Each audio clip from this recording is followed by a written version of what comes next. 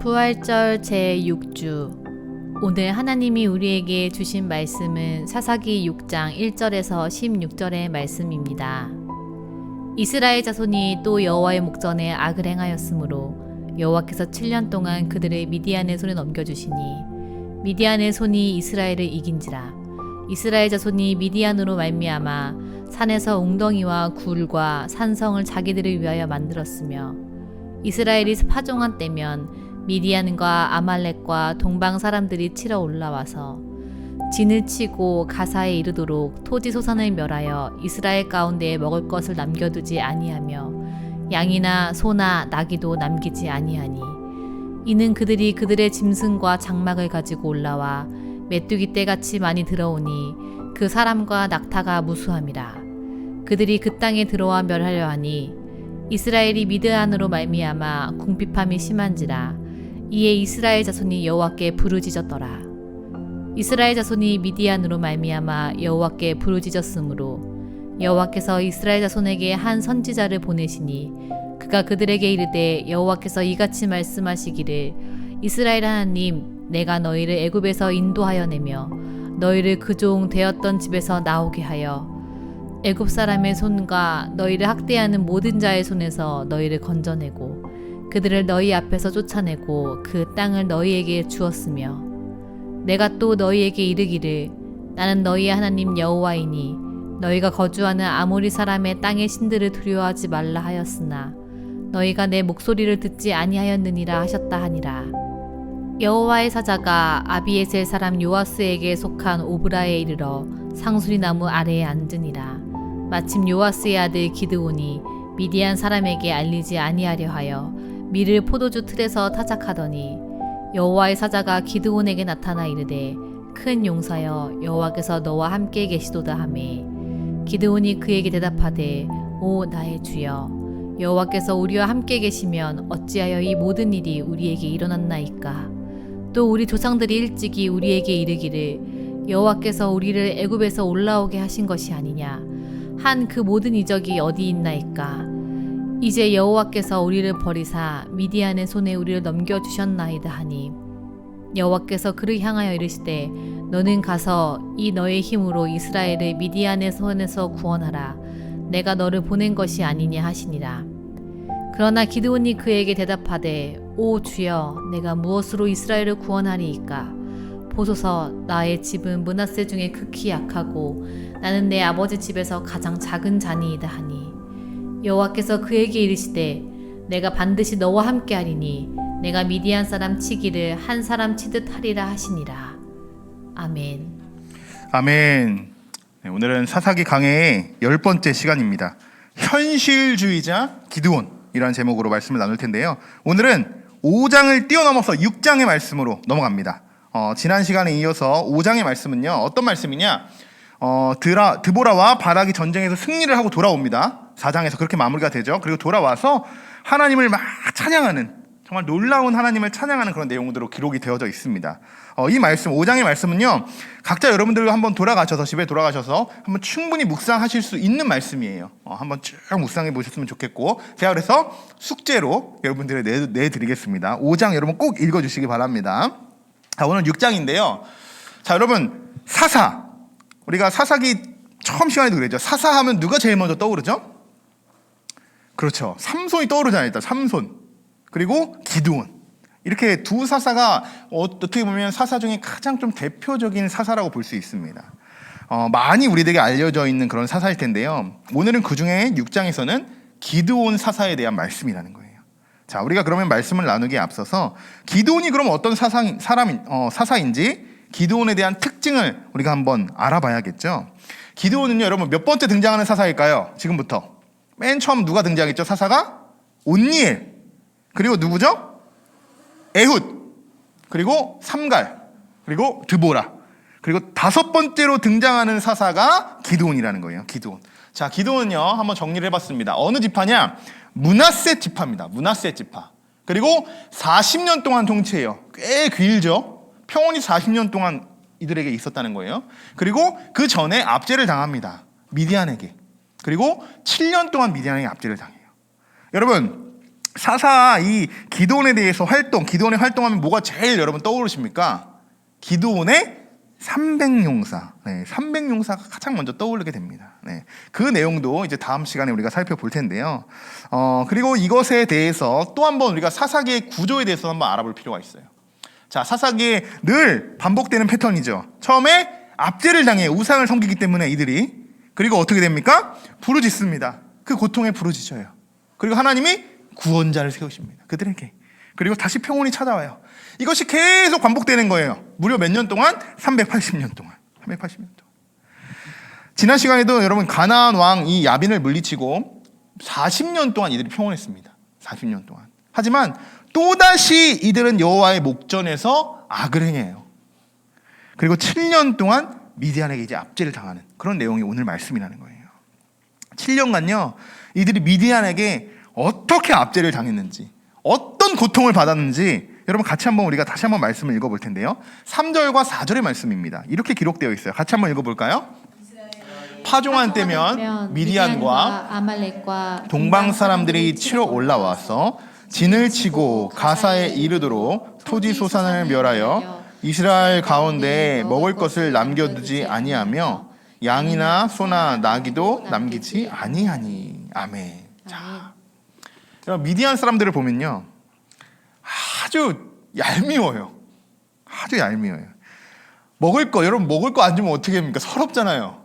서럽게 괴롭혀요. 먹을 것을 가지고 괴롭힙니다.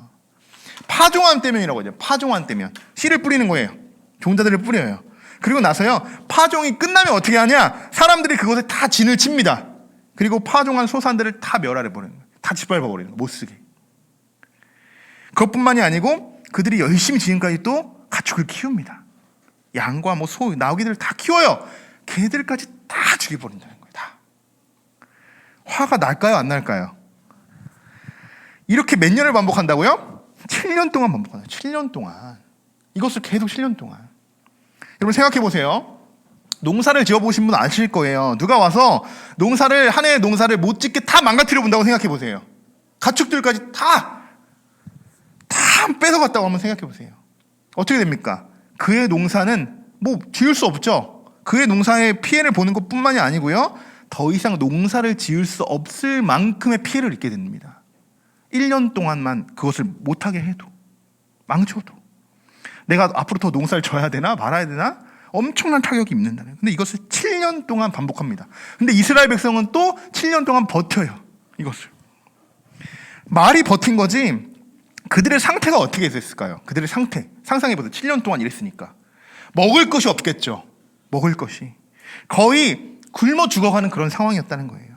이런 상황에서요, 미디안 사람들은요, 자신들의 우위를 과시합니다. 많은 짐승들과 장막들과 많은 사람들을 데리고 이스라엘 백성들의 땅에 들어와서 그들을 멸하라고 한다는 거예요. 굶어 죽어가는 그 사람들을 보는 앞에서 미디안이. 5절의 말씀에 이렇게 기록이 되어 있어요. 같이 한번 읽어볼까요? 이는 그들이 그들의 짐승과 장막을 가지고 올라와 메뚜기 떼같이 많이 들어오니 그 사람과 낙타가 무수함이라. 그들이 그 땅에 들어와 멸하려 하니. 자, 우위를 과시하는 행동입니다. 여러분 지금 이 상황을 상상해 보세요. 우리가 농사 지은 것을 다 짓밟아 버리고 자신들이 가지고 있는 가축들과 많은 사람들, 심지어 장막이죠, 거주하는 집같이 다 가지고 들어오는 거예요. 자신들의 땅에 들어오는 것을 어떻게 합니까? 이스라엘 백성들은 그저 바라만 보고 있는 거예요. 바라만 보고 있는 거. 굶어 죽어가는데 많은 풍요로움을 가지고 지금 우리 앞으로 우리 땅을 멸하려고 그들이 달아온다는 거예요. 그 모습을 바라보는 이스라엘 백성들은 어땠을까요? 그들이 어떤 마음이었을까요? 어떤 심정이었을까요?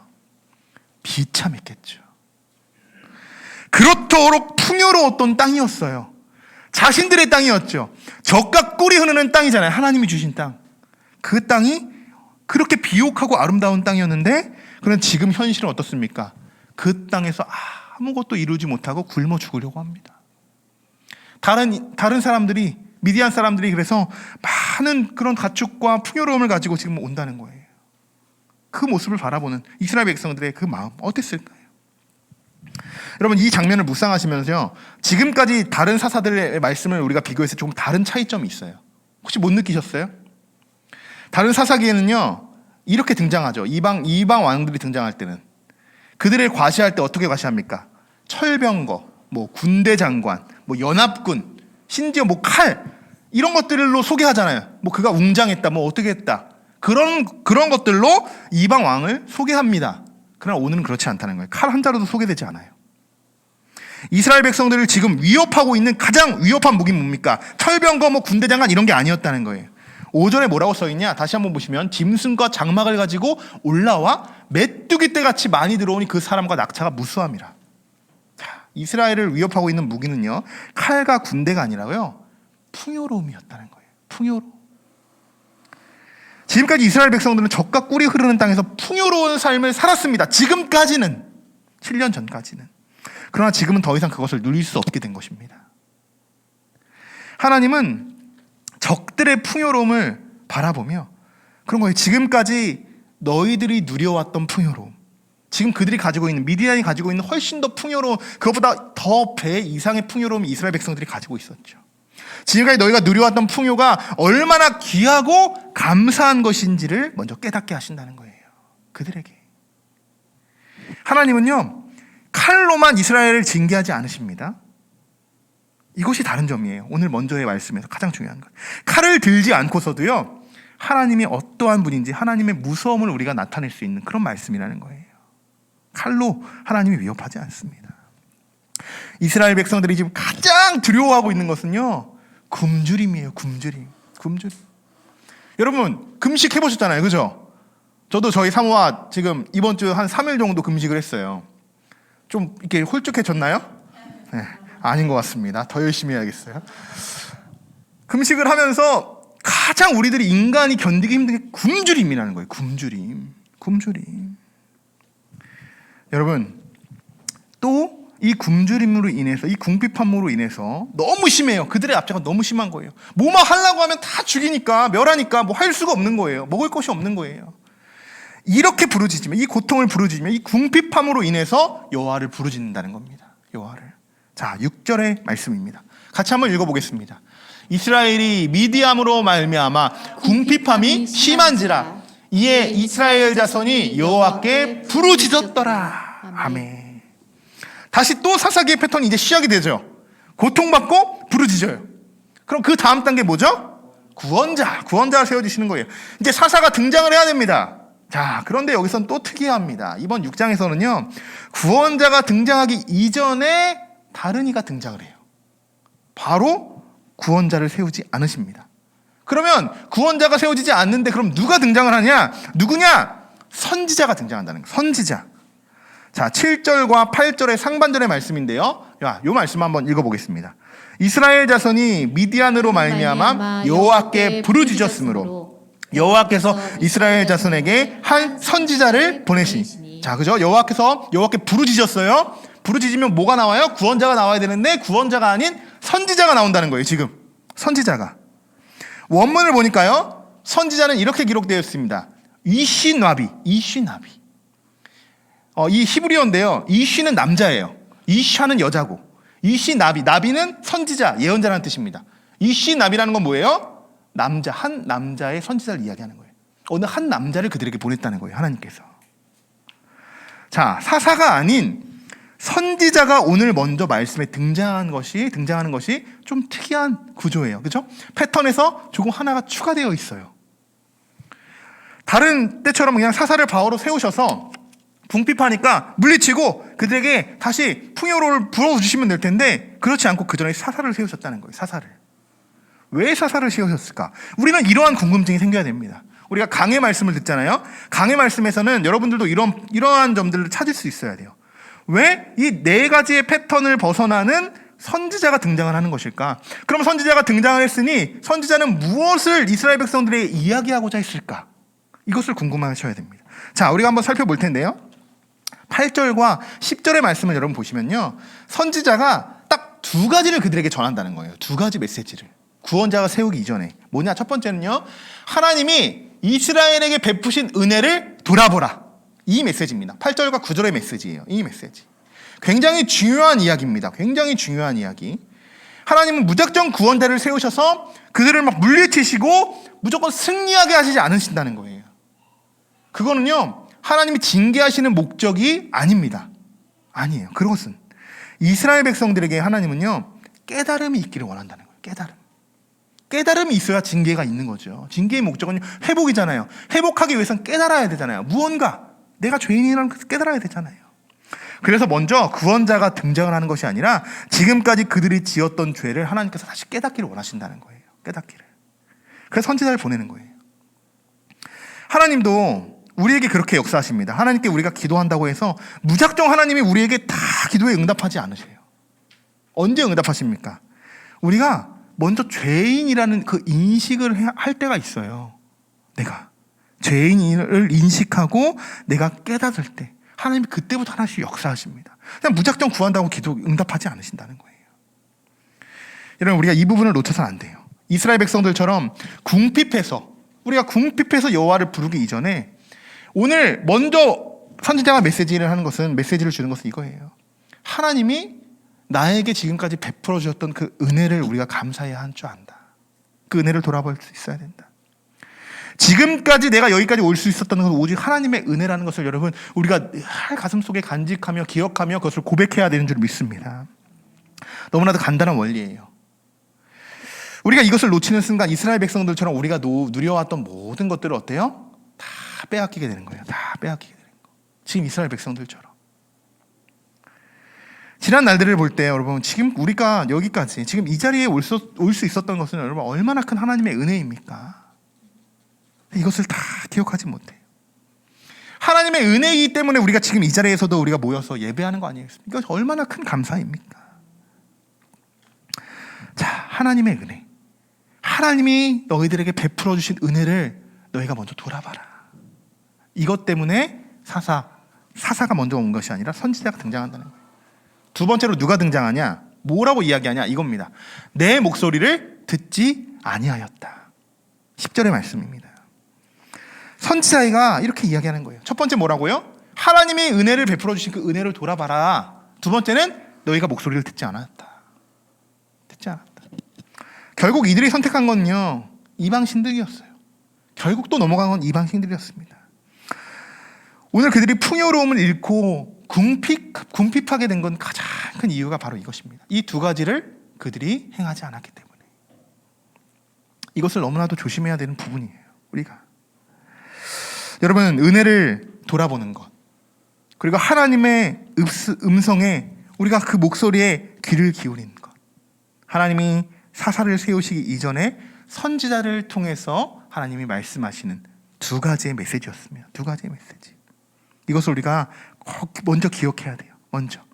이것이 왜 중요하냐? 은혜를 돌아보고 그리고 하나님의 음성을 들어는 게 왜 중요하냐? 선지자가 왜 오늘 등장 먼저 했느냐? 조금 이따 여러분 알게 되십니까? 이 두 가지를 왜 먼저 이야기했는지. 이제 드디어 사사 기드온이 등장을 하게 됩니다. 기드온에 대해서 이제 오늘 알아본다고 했는데 벌써 2장이 넘어갔어요. 네. 기드온이 이제야 등장합니다. 그런데 기드온이 또 그냥 등장하지 않아요. 어떻게 되냐? 하나님의 사자가 기드온을 찾아옵니다. 하나님의 사자가.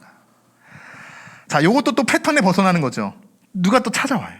자, 11절의 말씀입니다. 11절 이렇게 쓰여 있습니다. 같이 한번 읽어보겠습니다. 마침 요아스의 아들 기드온이 미디안 사람에게 알리지 아니하려 하여 밀을 포도주 틀에서 타작하더니. 지금 상황이에요. 하나님의 사자가 기드온을 찾아왔을 때 상황입니다. 기드온은 미디안들의 사람을 눈을 피해서 밀을 타작하고 있다는 거예요. 근데 그 장소가 어디입니까, 여러분? 그 장소가 포도주 틀이에요. 포도주 틀. 여러분, 대부분 밀을 타작하려면 어디서 해야 됩니까? 타작하려면 타작마당. 어디죠? 마당에서 해야 돼. 마당에서.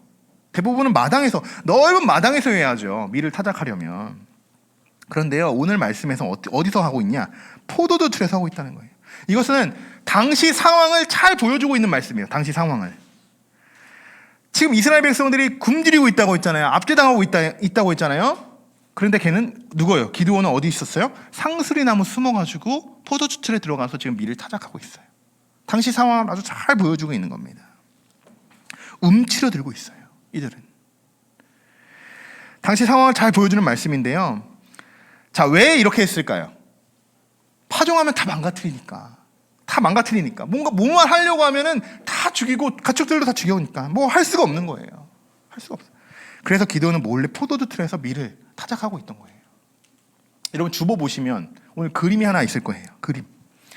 이 그림인데요. 이게 당시 이스라엘의 포도주 틀입니다. 포도주 틀. 땅이 있고 그 밑에 이렇게 움푹 파여져 있죠. 이곳에 포도 한쪽에는 포도를 가랑뜩 놓고 그다음에 그것을 막 발로 이렇게 으깬다고 합니다. 그러면 옆쪽으로 다 포도주즙이 흘러 내려와요. 그래서 이 한 곳에 움푹 파인 곳에 포도주가 가득 차서 이것을 잘 숙성시켜서 포도주를 만드는 거예요. 이게 포도주 틀인데요. 기드온의 모습, 이 포도주 틀이 포도주가 있는 것이 아니라 기드온이 지금 이 밑에 들어가서 밀을 몰래 타작하고 있다는 거예요. 지금 기드온의 모습이 여러분 어떠한 모습인지 상상이 되시죠? 자, 이때 하나님의 사자가 기드온을 찾아옵니다. 기드온을 찾아와서 이렇게 이야기해요. 우리 같이 한번 읽어볼까요? 여호와의 사자가 기드온에게 나타나 이르되 큰 용사여 여호와께서 너와 함께 계시도다 하매. 아멘. 자, 이런 말을 들었어요. 여호와께서 너와 함께 계시다. 지금 기드온은 어떻게 있다고요? 지금 밀을 타작하려고 포도주에 숨어가지고 막 이렇게 뭐 시끄럽게 했겠어요. 막 탁탁탁 누가 오지 않나 막 이렇게 하면서 그런 상황에 하나님이 찾아와서 하나님의 사자가 찾아와서 여호와께서 너와 함께 하신다. 이런 말을 기드온이 딱 들었을 때 여러분 어땠을까요? 그래, 역시 나의 하나님, 하나님께서 나와 함께 하시는구나. 하나님 감사합니다. 하나님 찬양합니다. 이랬을까요? 아니라는 거예요. 기드온은요 이전의 사사들과 좀 달라요. 아주 맹돌해요. 아주 똘똘해요. 대부분의 하나님의 사자가 여러분에게 나타나서 이렇게 말하면 어떻게 돼요? 순종하잖아요. 아멘, 아멘. 하나님이 나와 함께 하시는군요. 아멘. 내가 따르겠습니다. 내가 순종하겠습니다. 이렇게 나가야 되는데 그렇지 않아요. 뭐라고 대답합니까? 자, 13절 상반절이에요. 읽어볼까요? 기드온이 그에게 대답하되 오 나의 주여 여호와께서 우리와 함께 계시면 어찌하여 이 모든 일이 우리에게 일어났나이까? 대단하죠. 오늘 제목이 뭡니까? 현실주의자 기드온. 왜 제가 그렇게 제목을 지었는지 여러분 아실 거예요. 아주 현실적이에요. 또 말씀을 전체적으로 보면 13절 말씀을 보면 애굽에서부터 지금까지 있었던 일들을 막 읊으면서 모든 이적이 어디 있습니까? 지금 이렇게 이야기하는 거예요. 하나님이 우리를 버리지 않으셨습니까? 지금 이렇게 이야기하고 있다는 거예요. 사사 기드온이 하나님의 사자에게. 놀랍죠 여러분? 이거 표정 보시니까 놀랍지도 않아요. 왜요? 우리들이 이러고 있기 때문이에요. 우리들이 하나님의 사자가, 성령의 사자가 우리에게 왔을 때 사실 우리도 이렇게 반응하고 있다는 거예요. 우리의 모습과 너무 유사해요. 앞서 말씀드렸지, 선지자가 선지자를 통해서 먼저 보내셨어요. 이스라엘의 백성에게. 그리고 두 가지를 말씀했죠. 은혜를 기억하라. 내 목소리를 들으라. 너희들이 듣지 않았다. 내 목소리를 들으라. 이 두 가지를 이야기했습니다. 지금 이스라엘 백성들이 죄를 짓는 것이 이것 때문에 이러는 거예요. 이걸 지키지 않았기 때문에. 이 두 가지를 지키지 않았기 때문에. 그런데 지금 기드온의 모습은 어떻습니까? 오히려 적반하장이라는 거예요. 적반하장. 마치 자신들의 잘못한 것은 하나도 없어요. 그리고 하나님만 원망합니다. 하나님이 우리와 함께 하신다고요? 그러면 우리에게 이런 일이 벌어지면 안 되죠. 이렇게 지금 하나님을 원망하고 적반하장하고 있어요. 근데 이게 우리들의 모습이라는 거예요. 이게 우리들의 모습. 심지어 그는요, 뭐 드보라가 찾아와 이야기한 것도 아니잖아요. 하나님의 사자가 와서 찾아왔다는 거예요. 하나님의 사자가 찾아와서 하나님이 너와 함께 하신다. 너와 함께 하신다. 우리에게 얼마나 큰 그런 메시지입니까? 전혀 듣지 않는다는 거예요. 전혀 듣지 않아요. 분명히 사자가 그랬죠. 선지자가 그랬죠. 너가 목소리를 듣지 않았다. 근데 지금 하나님의 사자가 찾아와서 뭐라고요? 하나님이 너와 함께 하신다고 지금 이야기하고 있어요. 계속적으로 이야기하고 있어요. 그런데 지금 사사 기드온은 어떻습니까? 아직도 듣지 않아요. 아직까지도 전혀 듣지 않습니다. 그리고 지금 그는 그의 현실만을 바라보며 이야기하고 있어요. 몰래 숨어서 포도주 틀에서 그 밀을 타작하고 있는 그런 자신의 모습을 바라보면서 하나님이 지금 우리와 함께 하신다면 내가 여기 숨어서 이렇게 밀을 타작하고 있지 않겠지. 우리가 어떻게 이렇게 지낼 수 있습니까? 이렇게 이야기합니다. 사랑하는 성도 여러분, 하나님을 탓하기 이전에 우리의 죄를 먼저 돌아볼 수 있기를 소망합니다. 나는 왜 이럴까? 나는 왜 맨날 이렇게 살아야 하는 걸까? 왜 맨날 나는 이렇게 감추고 숨기고 나는 맨날 이렇게 움츠러들어 살아야 하는 걸까? 남들 피해서. 여러분, 오늘 모든 문제들을요, 오늘 말씀을 통해서 그 문제들의 근원을 여러분 해결해 나가시길 소망합니다. 여호와의 사단은요, 듣지 않는 이 기드온에게 그러면 내가 그냥 갈게 이렇게 이야기하지 않았어요. 다시 한번 이야기합니다. 14절의 말씀이에요. 같이 한번 읽어보겠습니다.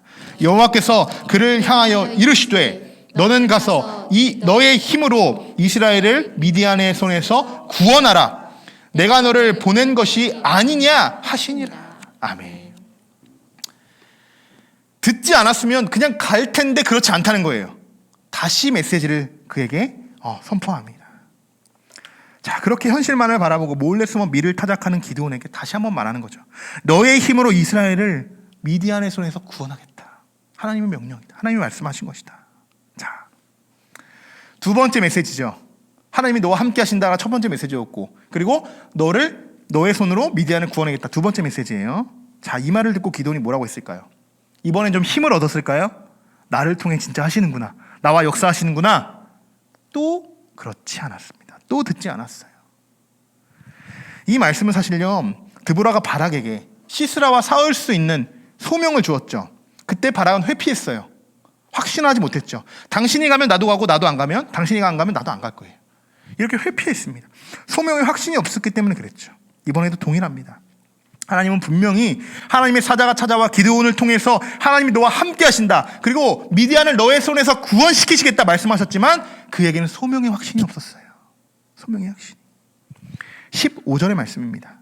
그러나 기드온이 그에게 대답하되 오 주여 내가 무엇으로 이스라엘을 구원하이까? 내가 무엇으로? 보소서 나의 집은 므낫세 중에 극히 약하고 또 나는 내 아버지 집에서 가장 작은 자다. 이렇게 이야기합니다. 굉장히 현실주의자예요. 진짜로. 정확히 그의 상황을 정확히 이야기하고 있어요. 기드온은 지금까지도 계속 자기 현실만을 바라보고 있는 거예요. 내가 어떻게?